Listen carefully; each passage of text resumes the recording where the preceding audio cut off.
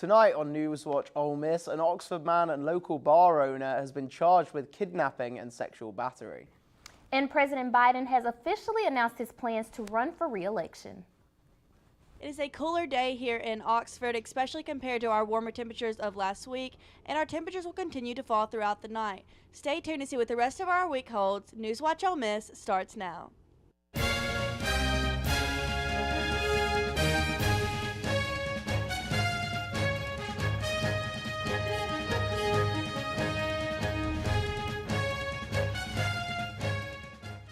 Good evening and thank you for joining us on NewsWatch Ole Miss. I'm Jay Tarofsky. And I'm Verlicia Gavin. Our top story tonight, Oxford man and owner of Rooster's Blues House Bar on the Square has been charged for kidnapping and sexual battery. 52-year-old John Scott Michael has been arrested after Oxford police officers investigated a report of a person needing assistance on Courthouse Square on April 12th. The person who reported this called OPD saying that a man had sexually assaulted them. A detective was notified and followed up with an investigation that led to Michael. Michael was taken before a Lafayette County Justice Court judge for his initial bond hearing and was issued a $50,000 bond. We'll keep you updated with the latest as we learn more details. At 8 p.m. on Saturday night, 4 prisoners escaped from Raymond Detention Center just outside Jackson, Mississippi. Dylan Arlington, Casey Grayson, Corey Harrison, and Jerry Rains were said to have stolen a Hinds County public work vehicle and a Chevy Silverado, which were recovered later in Houston, Texas. In July of last year, the federal judge ordered a rare takeover of the jail to stop violence within this prison. This may happen again if more prisoners were to escape. The NAACP has filed a lawsuit in response to new Mississippi laws that expand state law enforcement reach in the city of Jackson and make judicial system changes. On Friday, Republican Governor Tate Reeves signed a bill that will expand the jurisdiction of the state-controlled Capitol Police from around state buildings to nearly the entire city. Another measure establishes a new court system within the new district in Jackson to include the Capitol building, downtown, a university, and nearby neighborhoods and businesses.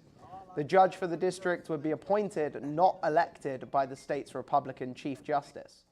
The NAACP, in a statement, says the new measures undermine the rights of Jackson citizens. The group alleges that moves are a way to silence dissent by city residents and strip them of voting power, and say in electing judges and district attorneys. Jackson's racial makeup is more than 80% black, is a majority Democratic city. Governor Tate Reeves has approved the majority of a $6.6 billion state budget.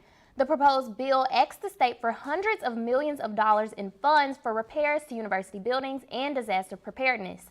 The governor did approve most projects, but did veto a few, including a $2 million reparation and renovation of a Jackson planetarium.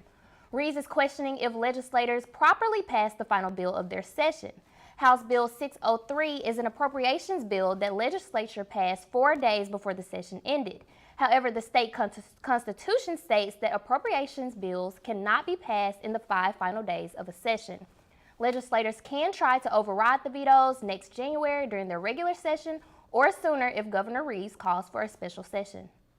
NFL Hall of Famer Brett Favre and WWE wrestler Teddy DiBiase Jr. are both facing indictment under the Mississippi welfare scandal. On Monday, Brett Favre's attorney was said to have made unpersuadable and incomparable arguments when trying to get Favre and dozens of other businesses out of being sued by the Mississippi Department of Human Services. Favre has not yet been charged, although other parties have pled guilty. Favre is under suspicion due to his $5 million donation to his daughter's college volleyball arena and development of concussion treatment drugs. In terms of DiBiase Jr., he is being faced with criminal charges 4 years after he supposedly received $3 million of the federal welfare fund for needy families and emergency food programs. In addition to this $3 million, he is said to have misspent tens of millions of public assistance funds. DiBiase Jr. is said to have potentially received a maximum of 175 years in prison if convicted guilty after his plea of not guilty. Here on campus, we have only a couple of weeks until finals, but you wouldn't know it by looking at the classrooms. Reporter Katie Simmons has more. Faculty at the University of Mississippi have been frustrated with students' lack of attendance. Journalism professor Charlie Mitchell has seen a growth in absences as the semester has gone by. I think there's a trend toward not going to class. I don't really understand where it came from, While students admit they may have been missing some classes. Now I think I've got around probably 4 or 5. I've skipped 2. I think I've just missed like 3 times probably this semester. They have various reasons why they are skipping. Go to classes, they'll have a tutor, and so instead of going to class, they'll go to the tutor. Or if they have morning classes like 8 a.m., they'll just skip those because they're too tired. Attendance policies vary from professor to professor, with most having a limit of about 3 absences per semester, in the hopes that their classes don't look like this. A data study by the Office of Information currently shows around 47% of the student body has over 10 absences or more this semester. But director at UM's Information Technology, Christopher Reichley, says these numbers may have been exaggerated because they are based on classes that use ID scanners well after the professor has stopped taking attendance. Professor Mitchell does not require attendance, but still believes attending is crucial to a student's ability to do well in classes. Students who come to class make better grades. It is unknown if the rise in absences will continue through the semester, but it will affect people's final grades. I hate giving F's. I hate it. I mean, it hurts my soul because it says I haven't done what I needed to do. But then I have to realize, I did everything I could do to try to encourage people to be there. I'm Katie Simmons, NewsWatch Ole Miss. Teachers recommend that students make it to class to finish strong as finals approach.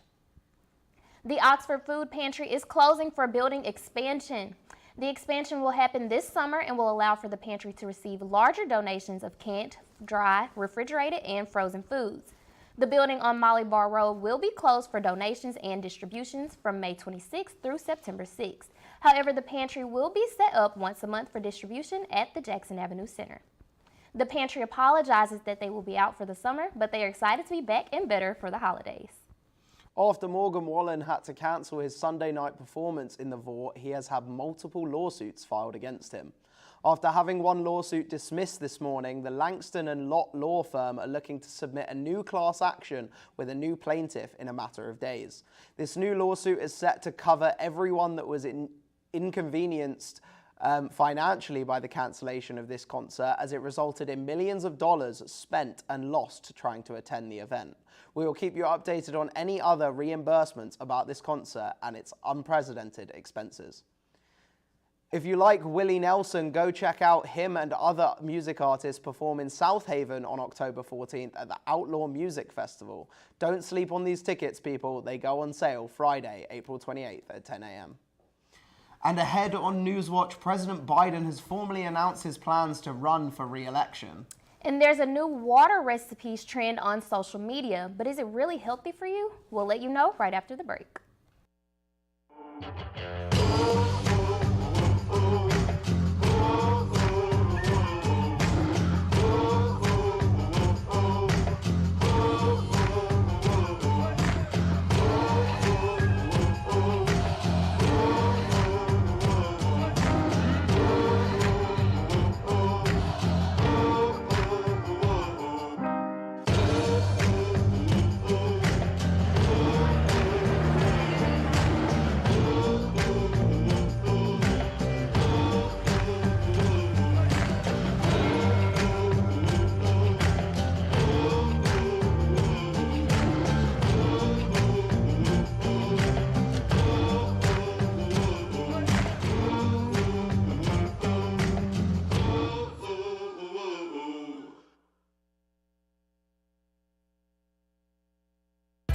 This year, my mom got me the perfect bag for back to school. These colorful binders help me stay organized. These headphones are just what I need for studying. These new sneakers are just what I need for the new year. This jacket is a real must-have. My parents got me the skateboard I wanted. It's pretty cool. These scissors really come in handy in art class. These colored pencils, too. These new socks, they can be a real lifesaver.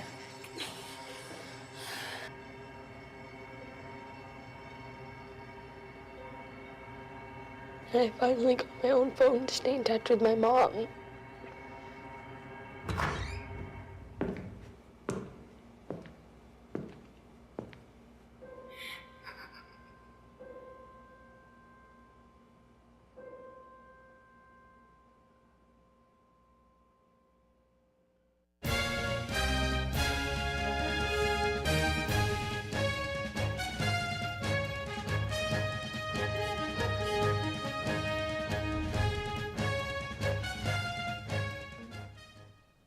Welcome back to NewsWatch Ole Miss. President Joe Biden has officially launched his re-election bid. He released a video early Tuesday framing the 2024 election as a fight against Republican extremism. Biden argues he needs another 4 years in the White House to fully restore the nation's character. While he has a significant legislative record to run on, Biden is facing low approval ratings and questions about his age. He's already the oldest president in history. This announcement comes 4 years to the day that Biden made his 2020 bid official, and this contest could look similar to that one with a potential rematch against former President Donald Trump. Advisors say the campaign launch will not prompt a sudden change to Biden's day-to-day schedule, but he will likely add more fundraising events this summer. LGBTQ advocates have filed a lawsuit against the state of Tennessee for its ban on gender-affirming care for young transgender people. Thursday, several groups filed the suit in the U.S. District Court for the Middle District of Tennessee in support of 3 families with transgender children and a Memphis doctor. This after the state's governor signed a law in March that prohibits gender-affirming care for transgender youth and requires those who are currently receiving care to end it at a certain point. The legislation also allows lawsuits to be filed against the minor's parents if they consented to medical care. The groups against the ban call the law discriminatory and argue it, quote, based on standards that Tennessee does not apply to any other type of treatment.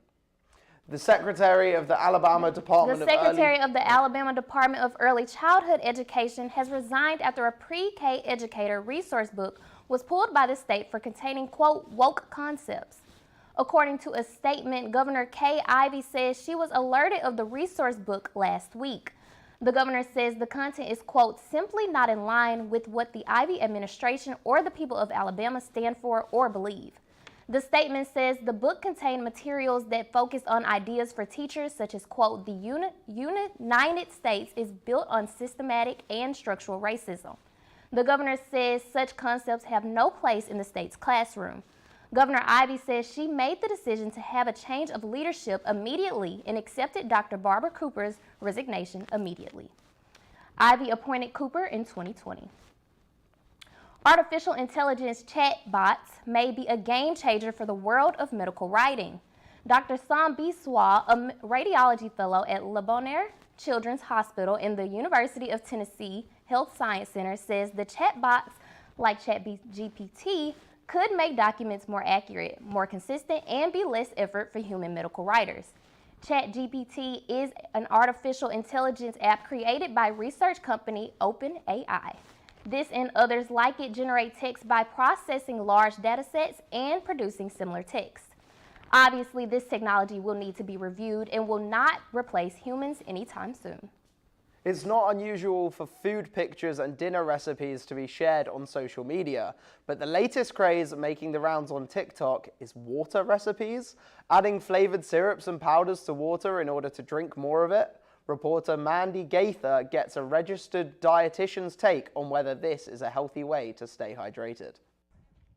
It may make drinking water easier for those who don't care for it. Water is very important, not just for hydration, but to be able to, digest our food, have regularity and things like that as well. The TikTok trend to add flavored syrups and powders to water can change how it tastes, but is it a healthy way to keep hydrated? Clinical dietitian Bridget Dewan with Orlando Health says it's important to listen to your thirst cues.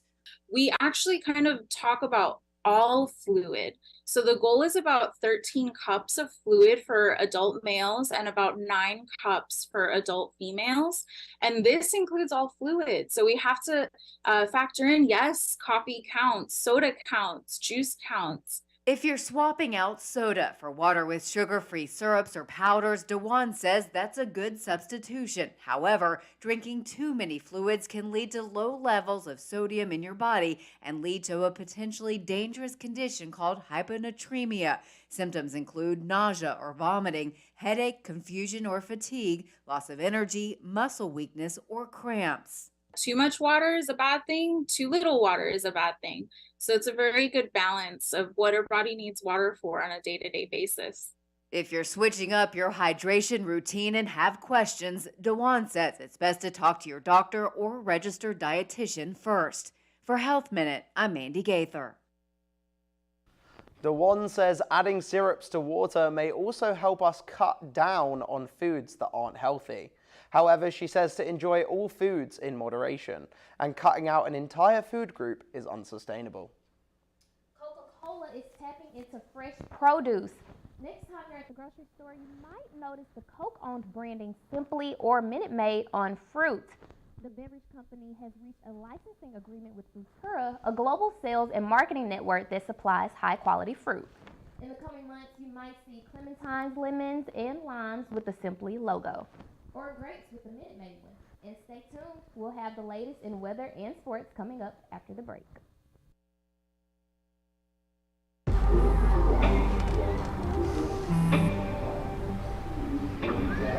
I don't know why you're so sad. You've got a roof over your head. You gotta stop with that depression stuff. That's what white people think. You alright? It just feels like it's coming from everywhere. Do you want to talk about it? You can talk to me if you're feeling sad. Whenever you need to talk, I'm here, okay?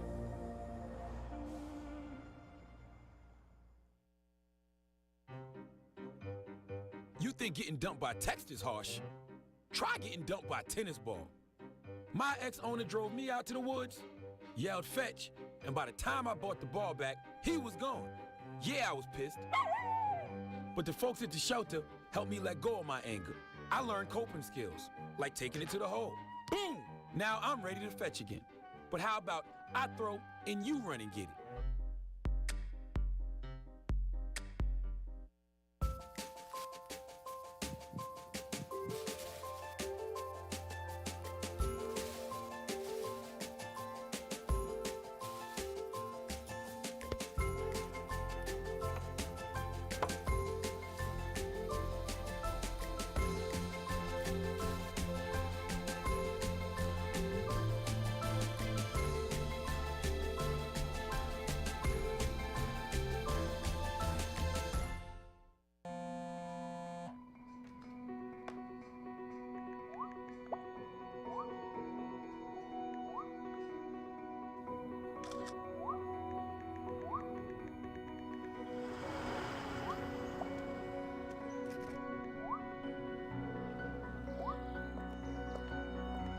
Two flashlights. What's up, champ? Feel like you get taller every time I see you. Congratulations, Brandon. Thank you.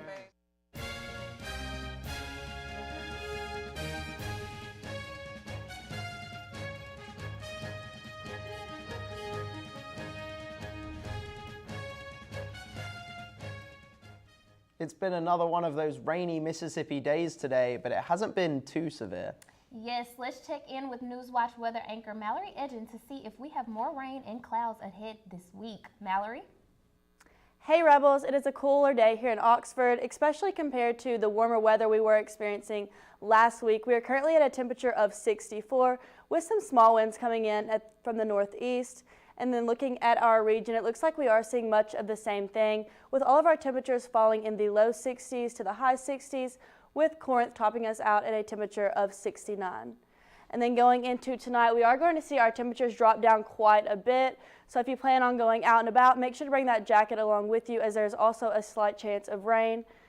And then looking at tomorrow, it is going to be a little bit warmer than it is today, but not by too much. We also have some winds coming in from the northeast at 5 to 10 miles per hour.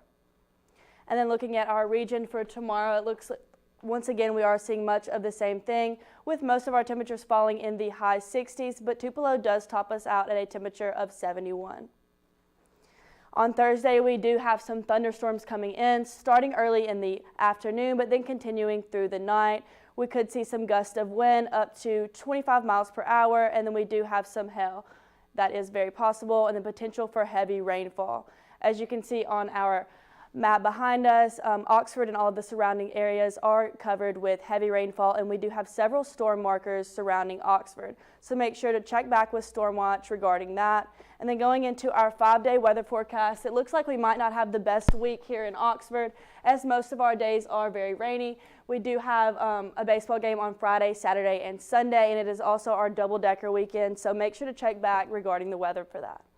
Oh, I hate that it's raining, especially with the baseball game today in Pearl, Mississippi, but hopefully maybe somehow it'll get better. Yeah, well, we already know there's a baseball game today, so Campbell, what else do we have going on? Well, coming up, the baseball team, like I said, is in action today against arch rival Mississippi State, and the Grizzlies find themselves in deep trouble in the first round series with the Lakers. All that and more up next in sports. Creating a legacy takes time.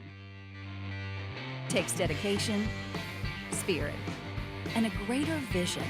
That vision starts here, at the University of Mississippi.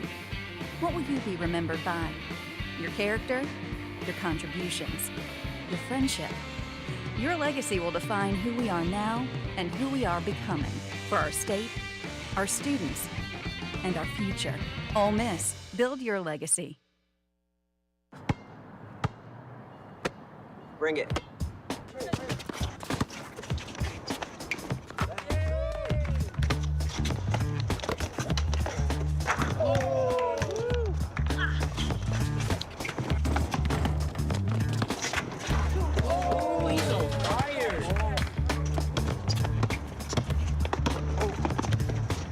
Time out, guys. I'm late to dinner. My mom's gonna kill me. Catch you guys later. Mom wants us home. Okay.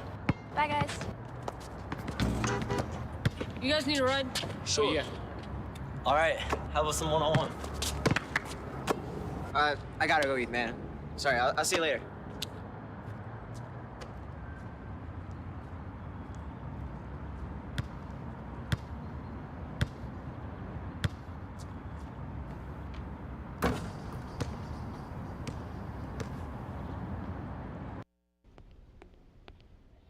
Can I tell you a cat joke? Just kidding. Why did the girl ask the mushroom to dance? Because he was a fun guy. What do you call a pig that knows karate? Pork chop. So how does a tissue dance? Put a little boogie on it.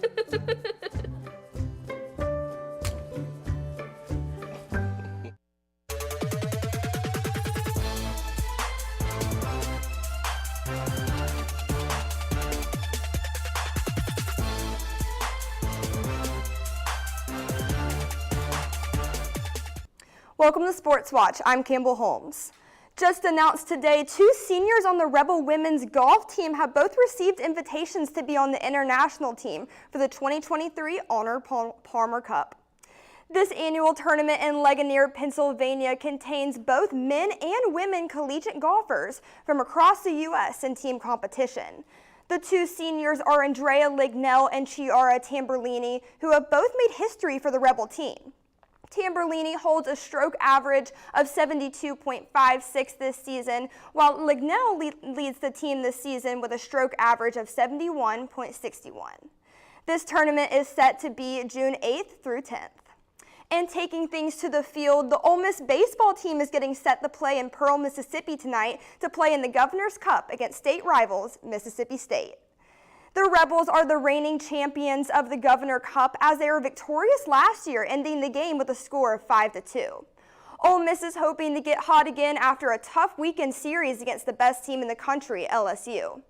Even with the weekend sweep, the Rebs were able to strike out 38 batters in the 3 matchups with the Tigers. The game in Trustmark Park will be starting at 6 and will be streamed on the SEC network. And the 12th Annual Rebels Choice Awards was a success last night in the pavilion, where students were celebrated for their academic and athletic successes. The women's basketball team and the baseball team were the stars of the show because of their remarkable past seasons last night, as both teams were named Teams of the Year. And because of these seasons, the coaches of the year were baseball's head coach Matt Bianco and women's basketball coach Coach Yo. And finally, Tim Elko was also celebrated for the second year in a row as he won the Men's Most Valuable Rebel. Senior women's basketball star Angel Baker won the Women's Most Valuable Rebel. And the NBA playoffs are continuing as the number 2 seed Memphis Grizzlies are struggling in their series against LeBron and the Lakers as they lost their game last night in overtime in LA. Both teams came out strong in the first quarter, but Los Angeles took charge in the second. Grizzlies shooting guard Desmond Bane got hot in the third and fourth quarters offensively, and Jaren Jackson defensively, though, getting the grit and grind back to the team.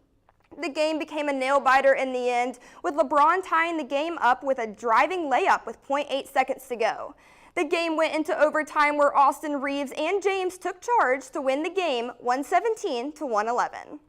Lakers lead the series 3-1, and the two teams will be battling it out in Memphis tomorrow in Game 5 at 6:30 on TNT. And that's all I've got for sports, so be sure to tune in to Rebel Watch on Fridays at 5 for coverage on Ole Miss sports and beyond.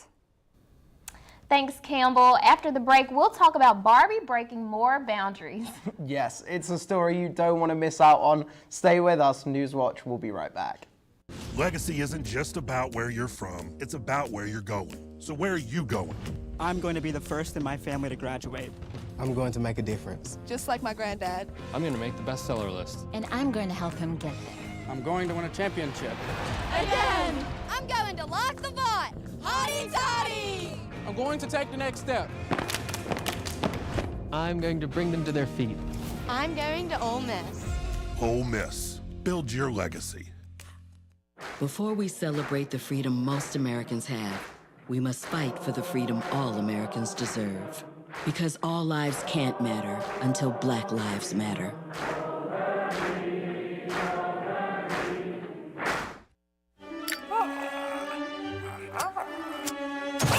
Does it ever seem like some people are actually trying to destroy the planet? And the rest of us are like, hey, we need this planet. Some people may be slow to learn, but they'll eventually get the message.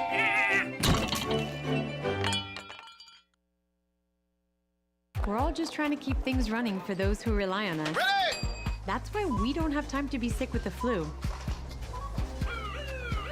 And especially this year, no one has time to get sick. Get a flu shot for yourself and those around you too. We are Ole Miss Rebels. As Mississippi's flagship university, we dig deeper, see farther, work harder. We pioneered human organ transplants. We helped prove Einstein's theory of gravitational waves. We are distinguished as a Carnegie R1 top 2.5% research institution. We are Ole Miss, transforming lives and the world.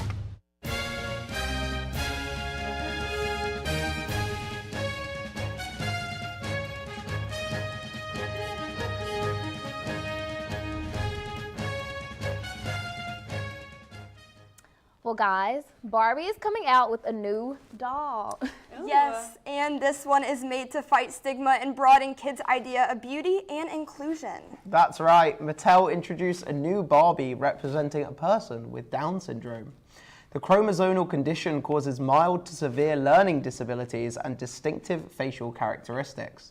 And for an accurate representation, Mattel says it worked with the National Down Syndrome Society on the doll's shape, clothing, accessories, and packaging.